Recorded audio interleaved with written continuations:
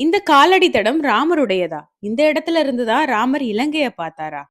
கோடியக்கரை பக்கம் ராமர் பாதம்னு ஒரு இடம் இருக்கு. பார்க்க அழகான இடம். நிறைய குரங்குகள் கூட்டமும் இருந்துச்சு. கொஞ்ச தூரம் படிக்கட்டு வழியா போன பிறகு கோவில் மாதிரி ஒரு செட்டப்ல 2 பாதங்கள் இருக்கு. இது ராமர் பாதம்னு அந்த பகுதியில சொல்லப்படுது.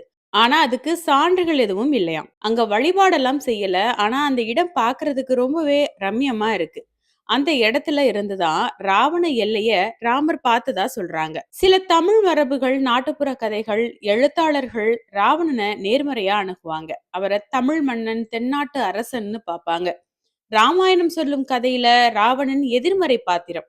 ஆனா இது ஒரு கதை. இதுல யாரு ஹீரோ, யாரு வில்லன் அப்படிங்கிறது அவரவர் பார்வை மற்றும் நம்பிக்கை சார்ந்தது. அதுல நான் தலையிட விரும்பல.